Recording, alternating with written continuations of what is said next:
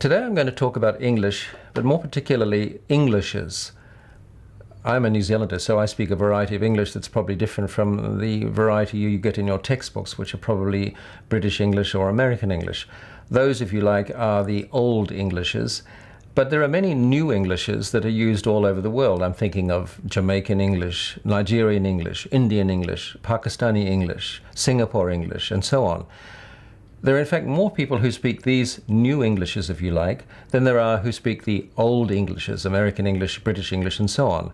So the greater proportion of the world's users of English are people living in countries like the ones that I just mentioned, where English has become part of the local linguistic scene.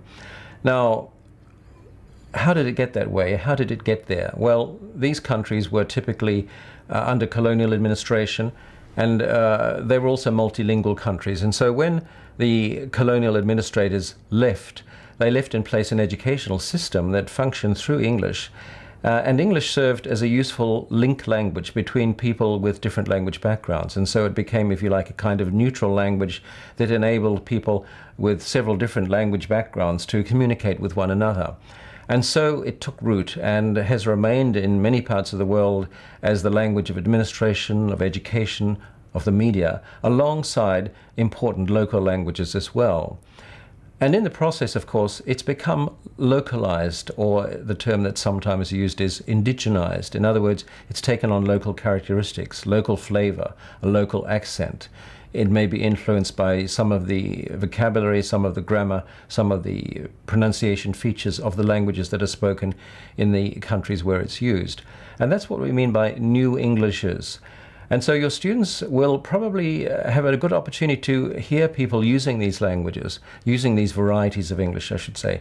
They will have a chance to listen, at least, or to try to understand people using many different kinds of English, not simply British or American English or traditional forms of English that we have tended to produce in our textbooks. You'll find many examples of these kinds of English on the internet. If you just Google a country and you'll, like Singapore, for example, Google Singapore English, and you'll be interested to find out how many examples come up from sitcoms, from television and so on, of people using these new varieties of English. So English is very much alive and well in different parts of the world and taking different forms based on the context in which it's used, and creating a great diversity and variety of kinds of English that your students may find they need to be able to listen to and understand in today's world.